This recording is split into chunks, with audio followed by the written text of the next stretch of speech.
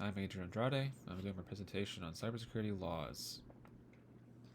This presentation will go over cybersecurity laws and how privacy and intellectual property laws have been profoundly impacted by the digital age.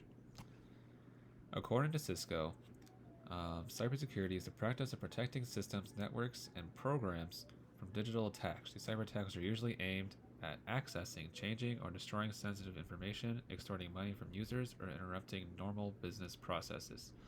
Basically, it's all about protecting yourself on the online world, basically. Cybersecurity is important because it involves protecting your money, precious data like family photos. Nobody wants those stolen. To download documents, classified documents, and overall protection in the cyber world. Some jobs include systems and security administrator and IT security consultant. Those are only a couple of the IT jobs that they have available, but there are dozens of them out there.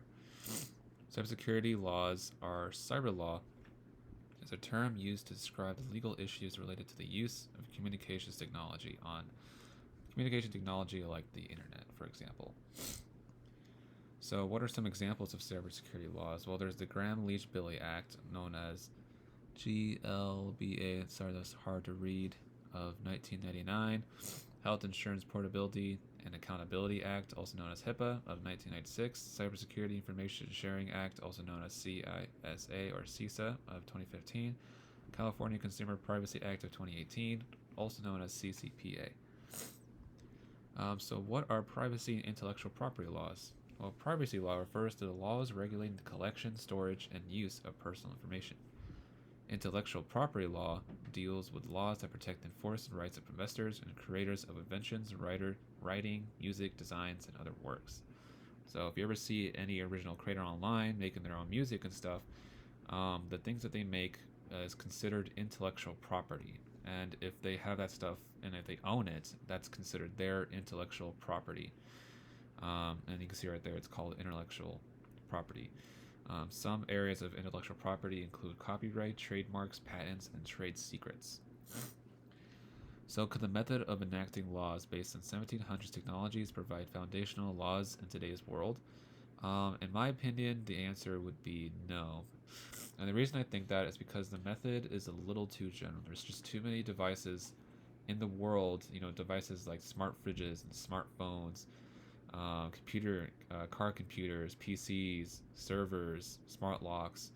There's just too much that I think that a more generalized rule is not the answer here. I think there does need to be specific laws, even if they do take a lot of time and are very time consuming. I still think that's the way to go.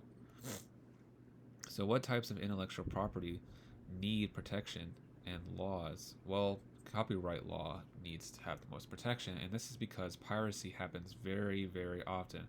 And piracy is when people steal intellectual property from other people and make profit off of it. This happens often enough that does need better protection and laws. So how can cybersecurity laws be enforced, and who is enforcing them? So cybersecurity laws can be enforced through penalties or punishments. Very strict punishments, of course.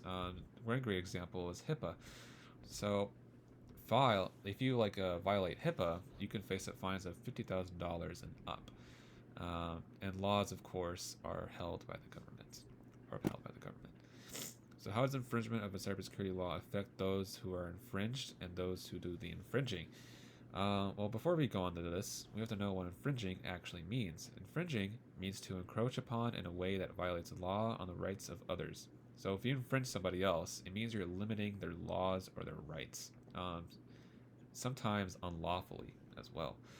Cybersecurity can infringe on our rights. And the rights that they infringe upon is our right to privacy and our right to secrecy. Alright, so lastly, what was the court's rationale in Universal Studios Incorporated versus Corley? So the court, or the appellate court, ruled in favor of this movie studios. They did not rule in favor of Corley. And the reason they didn't rule in favor of Corley is because Corley's encryption or decryption program had the capabilities of gaining unauthorized access to the content from these movie studios. And because of that, Corley's program was not under the protection of the First Amendment, and they ruled with the movie studios and not him. And that's it. Those are my references, and yeah, that was it. Okay. Thank you for listening to my presentation. Thank you.